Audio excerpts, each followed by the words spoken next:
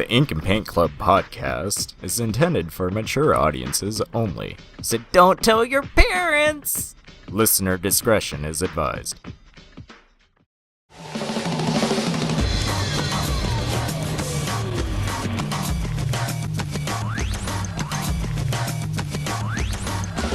You're listening to the Ink and Paint Club podcast, your weekly home for animation reviews and discussions.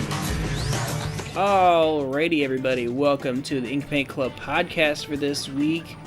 I am your host, JD, and unfortunately, Kyle couldn't be with us this week, but filling in for him is the ever lovely Mr. Matt. Hey, how you doing? Glad to be back. Woo!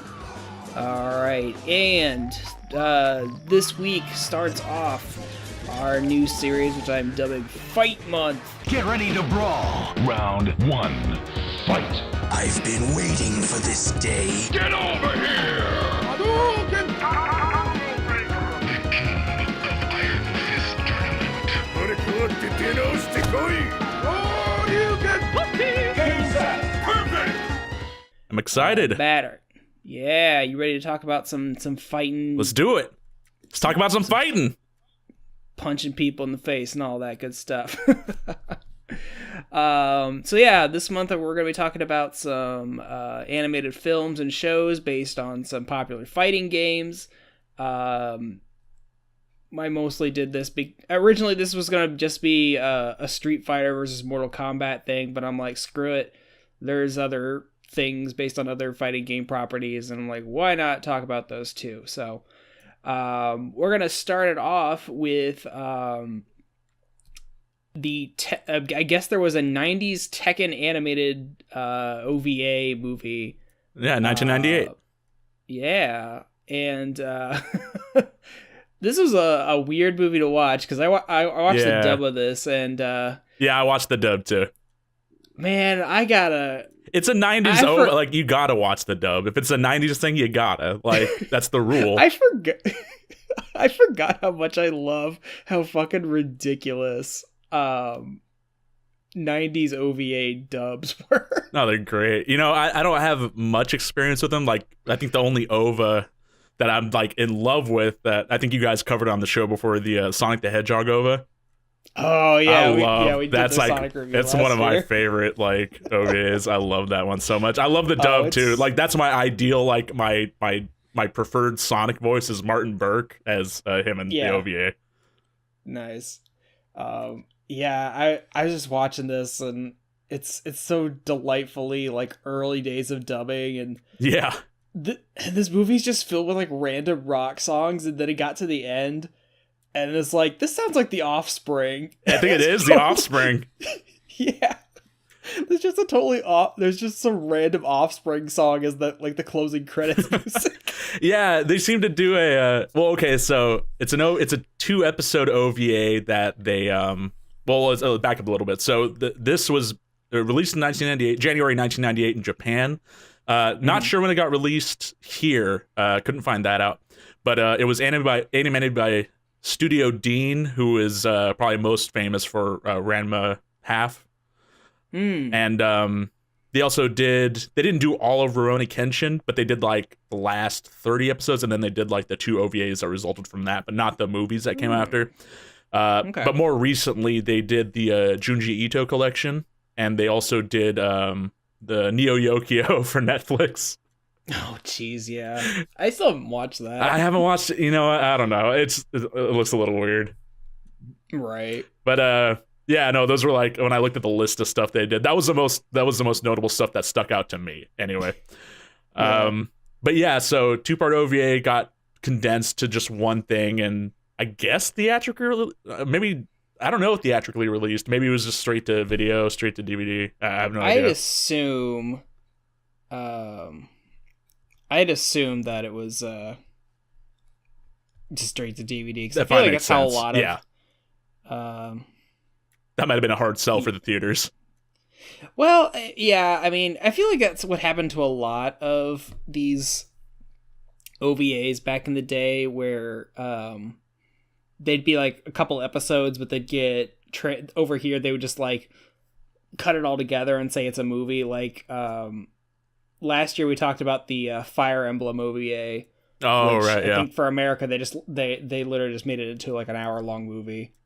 And that's really weird because that was before Fire Emblem was even like a institution in America, isn't it? Yeah, we got it in like 96 or something. That's crazy that we got it at all. Yeah, that's weird that Nintendo would okay that just because Fire Emblem had like no presence over here until Melee. Right. Yeah, it was very strange, and it's got like Marth and all that. It's like early Fire Emblem stuff. Yeah, so. yeah.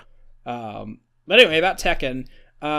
So I wanted to ask you. So this was definitely just made so that they could kind of bank on the same. Like it was made in response to the Street Fighter 2 movie, right? Like it had to have been because, like, with the inclusion of like the America alt rock soundtrack, I was like, yeah, no, that's definitely them. Like, and I'm taking the piss out of it because that's like, I love that shit. That's, you know, I'm glad that they put those songs in there. They have a better, they have a better selection of songs in the Street Fighter 2 movie for sure. But I still appreciated it here. I think they did like 2 songs per part, so there's 4 overall, probably. Like that, yeah. And you know, it's an okay selection, but it didn't have Alice in Chains like the Street Fighter 2 one did in America, so I got to give it to that one. Yeah, we will be reviewing the Street Fighter 2 movie later this month. I actually haven't watched it yet, but I do. Have you've never seen? Oh man, it's great. Yeah, no, you're in for a treat. Yeah. It's way better than this is for sure. I mean, I'm not gonna say this was bad. It was bland. It was bland. Yeah, a little bit. And I think that might just have to do with Tekken. I don't know that necessarily. Well, also just, you know, it's an OVA, so traditionally like those aren't going to have like as high budget as like actual movie productions, really. Right. So like the animation's a bit, you know, stiff in parts, and just not overall representative of like like it says the movie for over here, but it's not, you know, like a movie quality animation. Yeah, it's the movie. It got released on VHS. Like if it was anything like the Sonic movie, it was probably released on like HBO randomly. Yeah.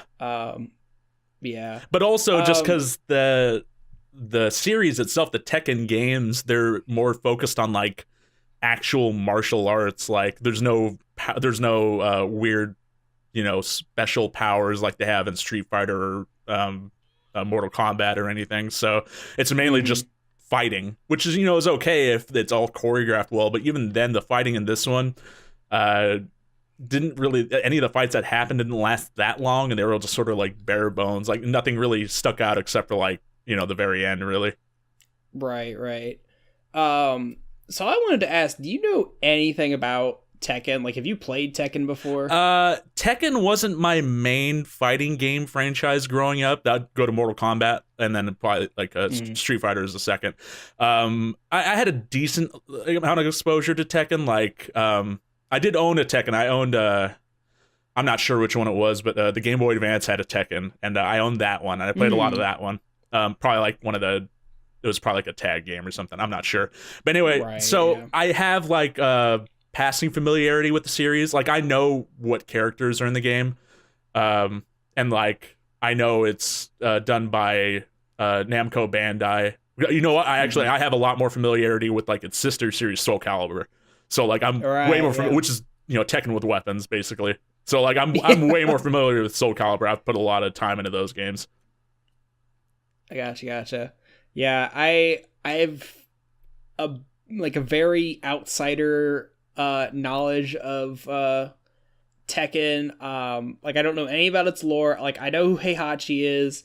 I spent this entire movie wondering where Jin was. Right, and he like shows up until for like he comes up at the end. He's like Jin. It's like, oh, because I for some reason I forget that Kazuya and Jin are not the same character. Yeah, like father and son. Yeah, exactly. That's just, you know, typical anime shit, or like it's like essentially they could be the same character. Like there's probably gonna be some Tekken like ultra fan that listens to this and they're just gonna take the piss out of this. But I mean, you're gonna get 2 people to watch a Tekken movie that don't know that much about Tekken. I mean, we just gotta go off of what we know from other tropes, really.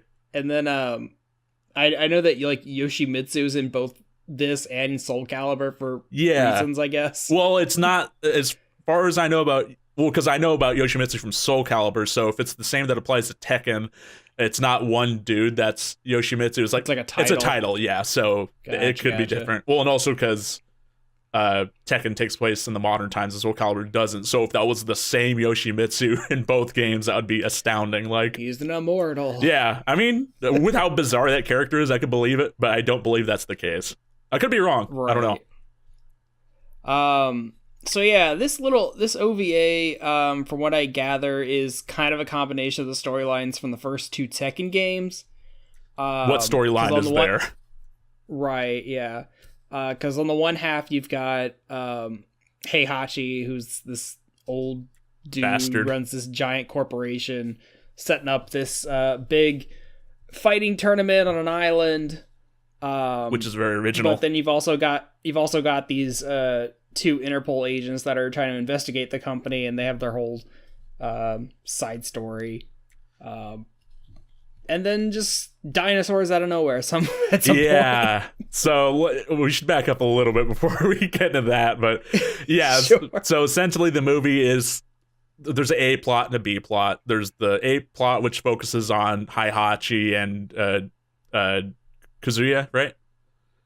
Yeah. So it focuses on, that's the main plot thing that I knew from Tekken off the top of my head. Was that fucking Heihachi throws him off of a cliff when he's a kid, and basically it's a revenge plot.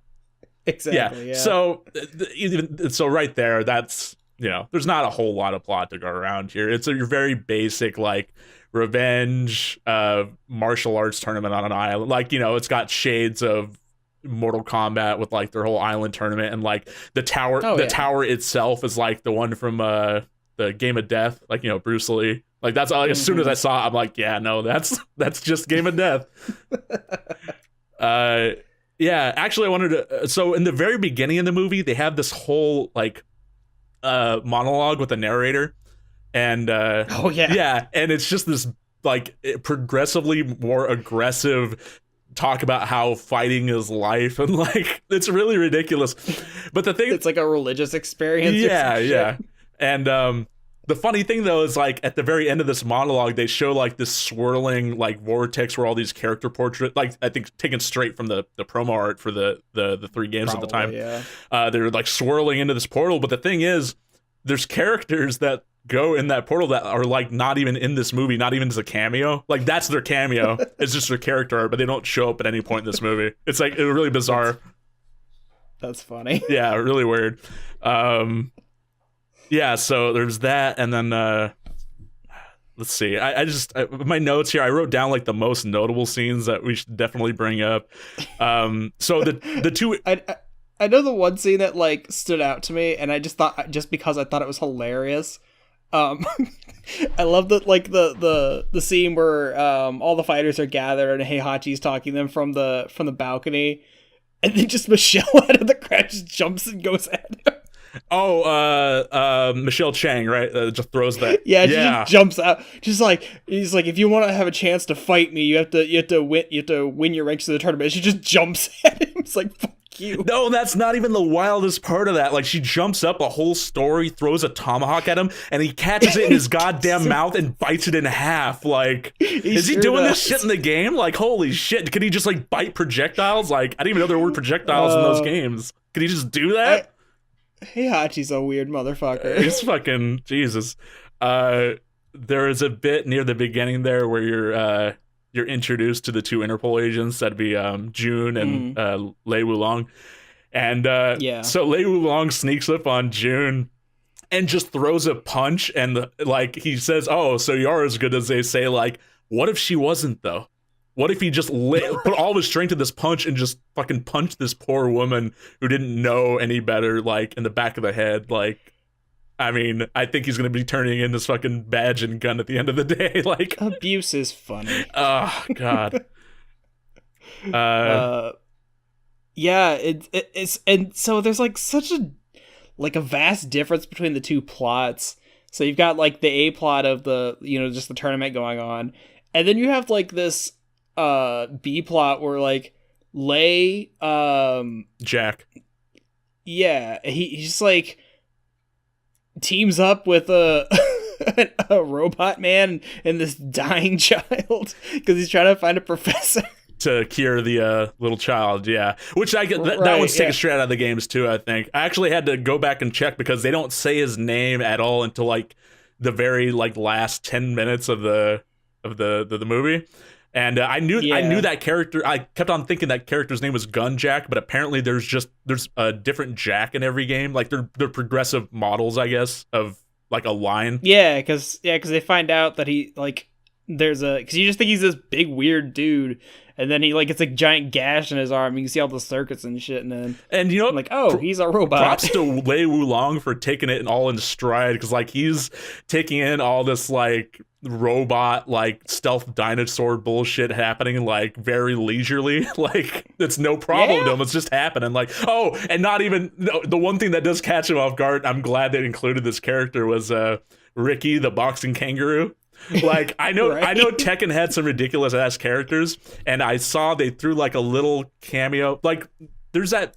Okay, actually, yeah, let me go back to that. You described that bit earlier where they have all the fighters lined up in front of the starting point of the tournament, not in front of the tower, but so that's the only point, aside from like the ending, that's the only point in the movie where you see like any of the other Tekken fighters, like any of the iconic ones like Yoshimitsu, Paul, yeah, I was gonna say like where King, yeah, like they don't really show what they do. Yeah, they're not even like in the little fights that go on the island heading towards the tower. They're not even shown like there either. Like any of the main characters like Kazuya and June and them fighting, they're just fighting like these randos. I think, I don't know, I didn't recognize them. They could be Tekken characters. I doubt it, but they went down pretty easily. Okay, so yeah, is the big sumo guy a Tekken character? No, I don't know. I'm doubting it. When I saw him, I instantly thought that was just like a spoof of E Honda from Street Fighter. But I mean, it could just be a that's sumo what I was gonna dude. say. It's like this guy just looks like E Honda. Yeah, and it's like, but I mean, that could just be a typical sumo, character. But I'm willing to bet that it's a spoof. Yeah. Just a quick aside. You were saying you were glad they included the kangaroo. Yeah. You called him Ricky. Yeah, that's its name. No, his name's Roger. Oh, you know what? Ricky's the kangaroo from Link's Awakening. Right. Well, they're both Oracle. They're both kangaroos with boxing gloves. What do you expect? They both have our names. Like, what the hell? No, it was funny because you said Ricky is like, wait a second. I was like, do Zelda and Tekken have a kangaroo with the same name? Well, you know what? I guess Tekken beat Zelda to the punch then, right? Because the Oracle games come out, like 2001, 2? Like 2001 or something. Yeah, like so that. they definitely beat 1 them. or 2, yeah. But yeah, so okay. Sorry, Roger, not Ricky. I just thought it was funny. Easy mistake to make. Yeah. Going back to we brought up like the voice acting for these types of things in the 90s. It's not really good here either, for sure. It's I don't know. It's very, I think the character wise, it's very hit or miss. It's very obvious there's some characters that I enjoy are really putting more into it than others. Yeah, like the voice for Michelle Chang, I feel did the best performance. Like you could really like sort of hear the anguish in her character. But other than her, like everyone else is just sort of like there, kind of. Like Heihachi's like pretty, hammy too, but other than that, like not really notable in any way. Yeah. I mean, yeah, I think the guy who's doing Heihachi hammed it up pretty well. Which is good. You want that in your villain. Exactly. But yeah, it's nothing to write home about voice acting wise. I was looking through the credits and I didn't notice anybody. Of course, this is back in the day where aliases. I don't think they had any like established anime voice actors yet. Yeah, I meant to check on that afterwards earlier, but I forgot. But yeah, that might have been back when there wasn't like I think unions for that sort of thing, so everyone just went under aliases. Yeah, I mean, this is like they didn't really like starting to get serious into dubbing. Like this is the early days of like really making a concerted effort to bring anime over here. Yeah. So I mean, it was like it's the early days. They're not really sure what they're doing a lot. So I mean, it gets better at some point. I mean, you even think about like Dragon Ball Z, which was from around the same era. I mean, the ocean dub. Yeah. Or well, I mean, even like the Funimation dub. I mean, it's much better than this, but it's also like, I think almost as hammy. Yeah. But so the reason why I brought up the voice thing too is because I wanted to pay special attention to this one like, this is the only quote from the movie that I wrote down because it was the one that stuck out the most. Was there's a very weird thing that Kazuya says to there's an assassination attempt on him by one of the other established characters from Tekken, Nina Williams, who I didn't know was like an assassin. I'm not sure if that's probably part of like her actual Tekken arc. I don't know. Yeah, I don't know. But anyway, so the apartment blows up. They get sent into the water, and Kazuya says to Nina, "Tell my father he should clean his neck while he's waiting for me." And that's it. Like, okay. I get the implication of what that means, but still, that's kind of a weird thing to say. Like, sick burn, I guess. Yeah, I guess. Just really weird. Well, I can say for not knowing like dick all about Tekken, I kind of just had this on in the background while I was doing other stuff the other night watching this, and I mean, I could say I was entertained, if only for some of the more ridiculous things where, like dinosaurs out of nowhere and a fucking robot and a cop are looking for a doctor with a kangaroo, I guess, and fucking Heihachi catching shit with his mouth. Yeah. So back to the stealth dinosaurs. Stealth dinosaurs.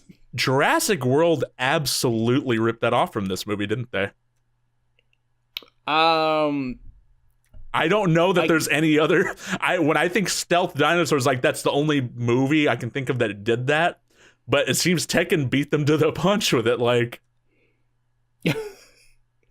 maybe Steven Spielberg's like a secret Tekken fan, right? Yeah, maybe that could check out. Yeah, I never saw the sequel to Jurassic World. I don't know if that was any.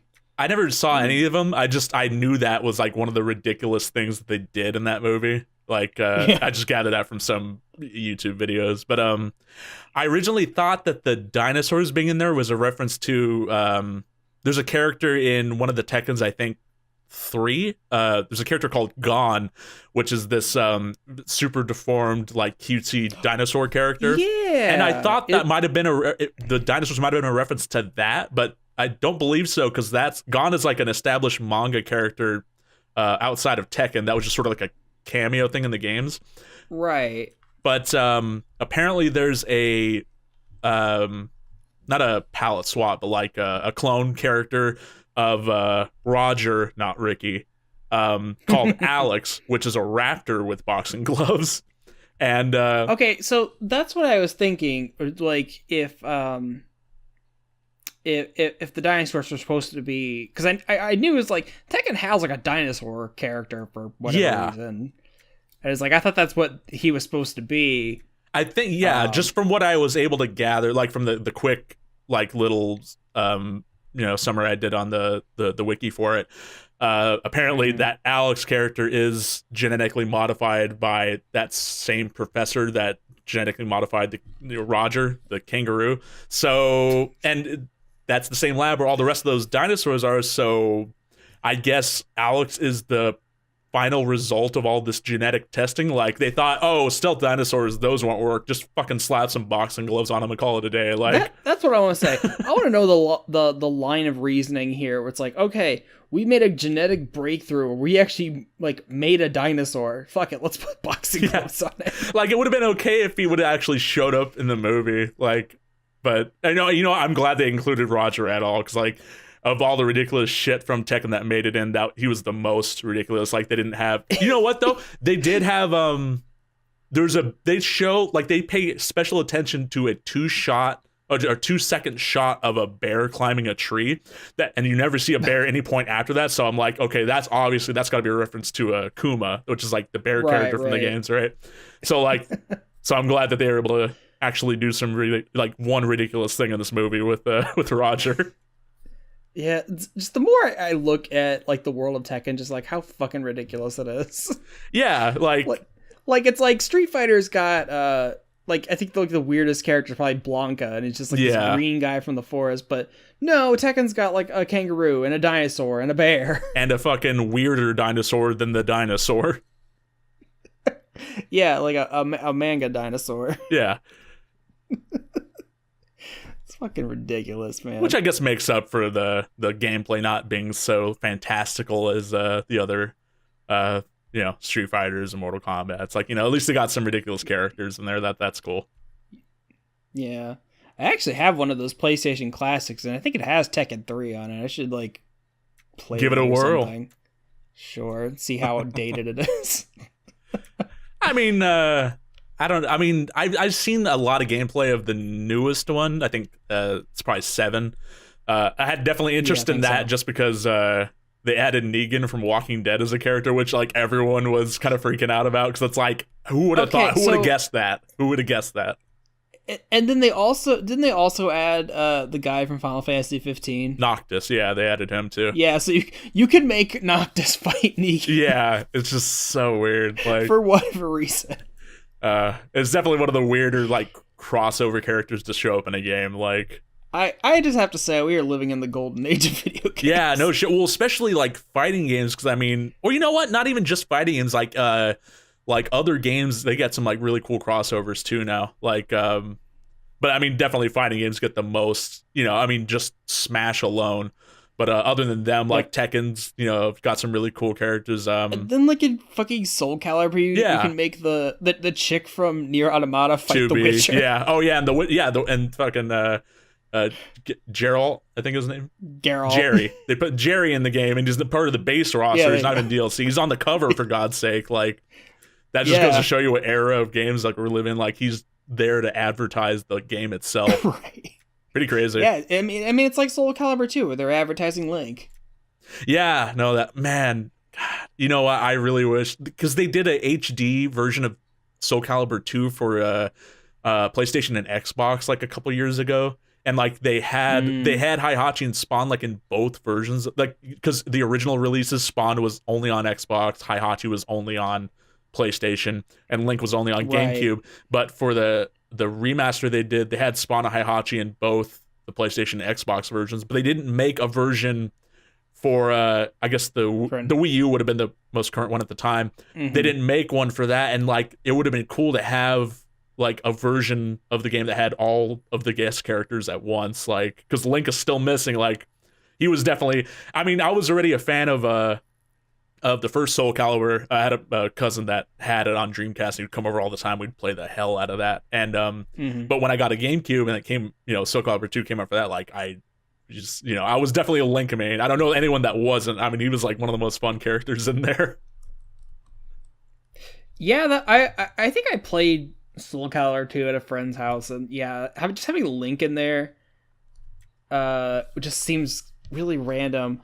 And then fucking Soul Calibur 3 has like Yoda and Darth Vader. That was a 4 actually. 4. Yeah, you know what? 3 didn't have a guest character to my knowledge. I think they had a that might have been one where they started doing character creation, if I'm not I think that's right. Gotcha. And that became a thing that they kept in the games. But yeah, so Link, Heihachi, and Spawn were the guests in 2. Yoda, Vader, and I think was his name Starkiller from The Force Unleashed. Yeah, the guy from The Force Awakens. Was it Awakens? Or Unleashed? It's Unleashed. Oh, Force Unleashed. Yeah. Sorry, Force Awakens. That's a whole nother thing. But yeah, no, and the thing is that Starkiller's like I'm pretty sure that's his name. That's gonna suck if it's not. But yeah. He was part of the base game, and like the 2 more iconic Star Wars characters were. Oh no, you know what? Those were console exclusives too. Xbox had Yoda.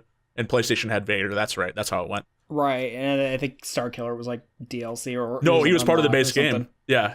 That was like one of those weird choices they made where like... Well, and I mean, that makes sense. That was... Force Unleashed was a game that was, just coming out at the time. That might have even been... Soul Calibur might have come out before Force Unleashed. That might have been like promotion. Kind of like when they threw Roy and Melee like before his game came out in Japan. Oh, yeah. Kind of same mentality there, I guess. Built the hype. Yeah. And then... I think Soul Calibur 5 had Ezio. That's right, from Assassin's Creed. And then so the newest one has Jerry and 2B so far. I don't know who else they're going to add in there, but I'm sure they're... Let's get crazy. Yeah, I mean, if they're going to put Negan in... Because, I mean, it's the same company. Namco Bandai does both. So, I mean, if they're going to put Negan in Walking Dead, put, like... I'm sure they'll be able to come up with someone more ridiculous than that to put in Soul Calibur. Yeah. But yeah, it's... I'm kind of wondering if... Because, obviously, we... Smash Brothers has 5 characters that are supposed to be DLC. Obviously, one of them we know is Joker from Persona 5. Yeah. But I've seen a lot of people like speculating about like, well, what if they put someone from Tekken in it? I mean, we've already got like a Heihachi Mii costume. Yeah, we do. And Bandai Namco like co-developed the game, so it's like, I mean, yes, we have Pac-Man already from Namco. Yeah, but there's some companies that already have like more than one character representing the. Yeah, I get the mentality behind it. Yeah, because Konami has Snake and the Castlevania boys, and then Capcom has Mega Man. Capcom have 2? Yeah, Mega Man. Well, they have 3. They have Mega Man, Ryu, and Ken. That's right. It's Street Fighter. Sega has Bayonetta and Joker now because that's Atlas. Sega owns Atlas, I think, right? I think that happened. Okay, that's the thing. I constantly forget that Sega technically owns Bayonetta, even though Nintendo is pretty much has exclusive rights to her now. Well, yeah, because Bayonetta's a Platinum Games thing, but I guess it's published by Sega. I don't know who actually owns the. Sega probably. I think technically Sega owns like the character Bayonetta because they published the first game. Right. But I think Nintendo has like all future publishing. Yeah. So she might as well be she's a joint Sega Nintendo Platinum owned. Right. Yeah. Sega and Nintendo are best friends now, so it's like, who cares? They can share. But I mean, I could see them as far as Namco Bandai getting another rep. Like, it would definitely be from Tekken or Soul Calibur. So, like, for Soul Calibur, it'd probably be Nightmare, and then for Tekken, it would absolutely be Heihachi. But and I would wonder just like exactly because I mean, the one thing that could set Heihachi apart from the other characters is giving him like big combo potential, because that's really a big thing in those games. Is like, 10-string combos. Like, if you see that shit getting pulled off and smashed, like, that'd be insane. And I think they totally could, because I mean, you look at Bayonetta and she's super combo heavy. Yeah, and that's just down to like her actual special moves. I'm just talking about just like straight like just A button moves for Heihachi, like leading into these strings. Of, like, that could be an interesting way to make his character work. Yeah, for sure. And yeah, I think if they're going to put anyone, though I don't know, because Heihachi was already in PlayStation All-Stars.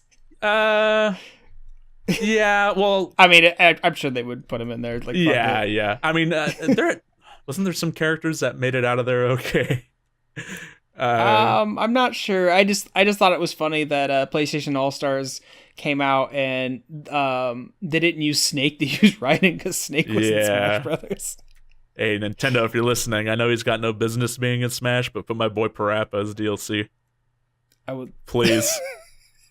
I'm begging you. If the Parappa's never been on Nintendo. Please.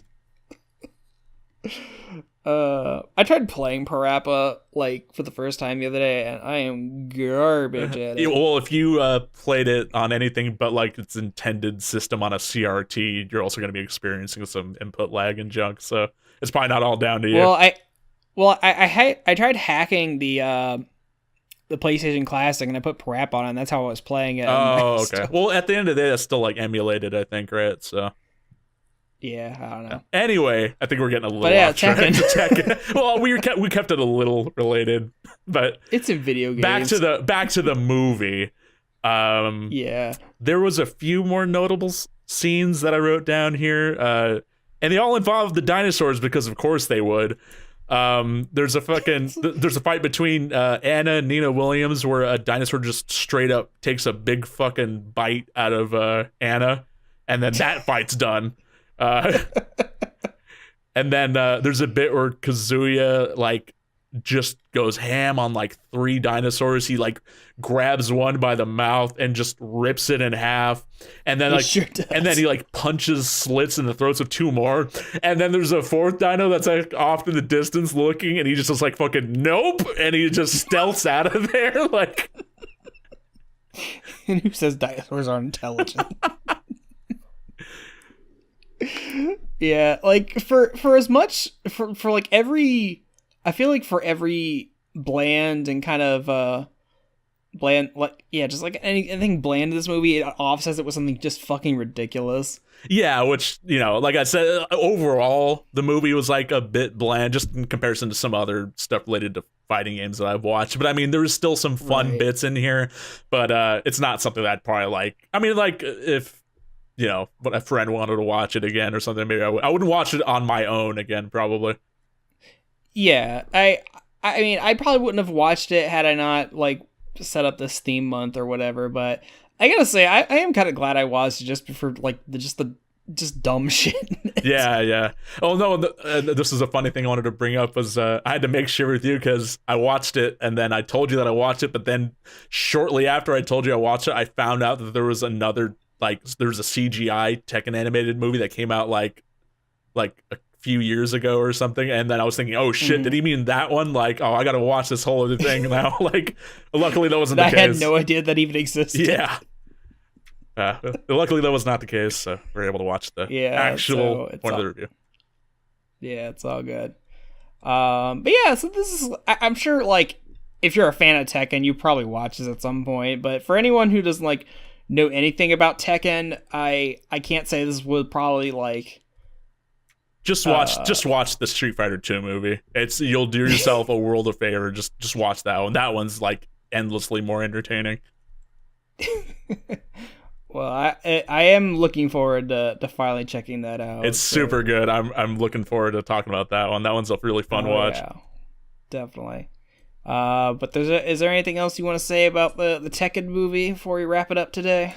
No, not really. I think I covered all the more entertaining bits that I wrote down here. No, totally. That's Tekken. Yep, there you go, guys. Yeah, like I was saying, if you're not a fan of Tekken, I can't say this would probably like make you want to play Tekken. I mean, it certainly didn't make me want to go out and get a Tekken game, but it's a fun. I guess there's worse ways to kill an hour. Yeah, if you like OVAs from the 90s, like with cheap ass American dubbing and stuff, definitely give it a check. Check it out. But other than that, it's 90s OVA as hell. Yeah, totally. All right, guys. Well, thank you all for listening. And like I said, this is just the first episode of our Fight Month. So in the coming weeks, we'll be talking about more animes based on, well, not all of them are animes, but there's only one that's not an anime, really. Yes. Animated projects based on fighting video games. So look forward to that. Keep an ear out. Yeah, there you go. I was like, this doesn't have a video. All right. Well, Matt, thank you so much for being here today, and thank you for having me again. Yeah, totally. And to everyone else, we will catch you all again next week. See you then. Bye.